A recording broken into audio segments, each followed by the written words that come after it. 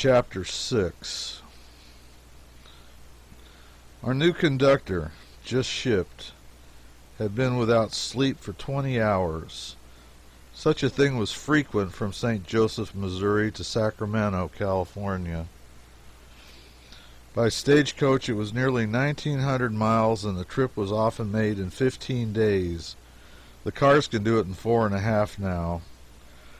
But the time specified in the mail contracts and required by the schedule was 18 or 19 days, if I remember rightly.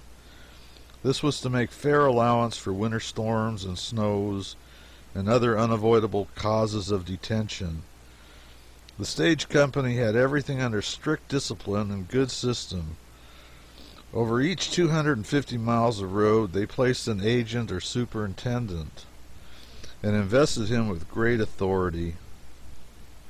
His beat, or jurisdiction, of 250 miles was called a division.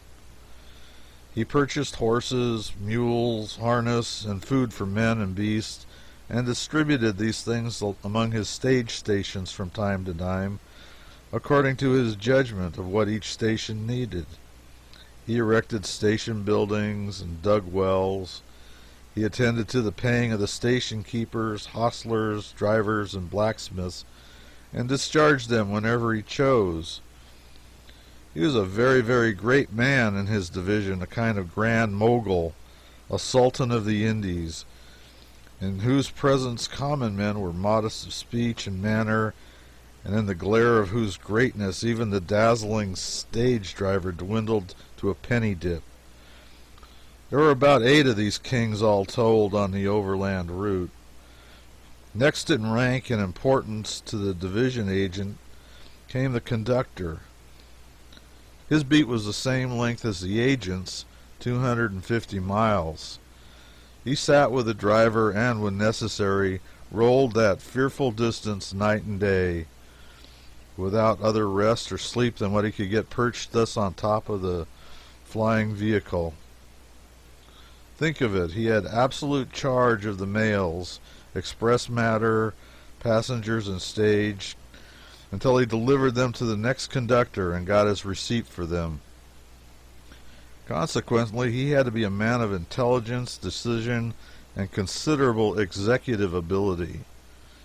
He was usually a quiet, pleasant man who attended closely to his duties and was a good deal of a gentleman. It was not absolutely necessary that the division agent should be a gentleman, and occasionally he wasn't, but he was always a general in administrative ability and a bulldog in courage and determination. Otherwise, the chieftainship over the lawless underlings of the overland service would never in any instance have been to him anything but an equivalent for a month of insolence and distress and a bullet in a coffin at the end of it. There were about 16 or 18 conductors on the overland, for there was a daily stage each way and a conductor on each stage. Next in real and official rank and importance after the conductor came my delight, the driver. Next in real but not in apparent importance, for we have seen in the eyes of the common herd that the driver was to the conductor as an admiral is to the captain of the flagship. The driver's beat was pretty long and his sleeping time at the stations pretty short, and sometimes, but for the grandeur of his position, his would have been a sorry life as well as a hard and wearing one. We took a new driver every day or every night, for they drove backward and forward over the same piece of road all the time, and therefore we never got as well acquainted with them as we did with the conductors. And besides, they would have been above being familiar with such rubbish as passengers anyhow as a general thing. Still, we were always eager to get a sight of each and every new driver as soon as the watch changed, and for each and every day we were either anxious to get rid of an unpleasant one or loath to part with a driver we had learned to like and had come to be sociable and friendly with. And so the first question we asked the conductor whenever we got where we were to exchange drivers was always, "Which is him?" The grammar was faulty maybe, but we could not know then that it would go into a book some day. As long as everything went smoothly, the overland driver was well enough situated, but if a fellow driver got sick suddenly, it made trouble, for the coach must go on, and so the potentate, who was about to climb down and take a luxurious rest after a long day's siege in the midst of wind and rain and darkness, had to stay where he was and do the sick man's work. Once in the Rocky Mountains, when I found a driver sound asleep on the box and the mules going on at an unusual breakneck pace, the driver said never mind him, there was no danger and he was doing double duty, had driven 70 miles on one coach and was now going back over it on this without rest or sleep. 150 miles of holding back 6 vindictive mules and keeping them from climbing the trees. It sounds incredible, but I remember the statement well enough. The station keepers, hostlers, etc., were low, rough characters, as already described, and from western Nebraska to Nevada, a considerable sprinkling of them might be fairly set down as outlaws, fugitives from justice, criminals whose best security was a section of country which was without law and without even the pretense of it. When the division agent issued an order to one of these parties, he did it with full understanding that if he might have to enforce it with a Navy six-shooter, and so he always went fixed to make things go along smoothly. Now and then a division agent was really obliged to shoot a hostler through the head to teach him some simple manner that he could have taught him with a club if his circumstances and surroundings had been different. But they were snappy, able men, those division agents, and when they tried to teach a subordinate anything, that subordinate generally got it through his head. A great portion of this vast machinery, these hundreds of men and coaches and thousands of mules and horses, was in the hands of Mr. Ben Holliday. All of the western half of the business was in his hands. This reminds me of an incident of Palestine travel which is pertinent here, and so I will transfer it just in the language in which I find it set down in my Holy Land notebook. I quote, "No doubt everybody has heard of Ben Holliday, a man of prodigious energy, who used to send mails and passengers flying across the continent in his overland stagecoaches like a very whirlwind, those 2,000 long miles in 15 days and a half by the watch.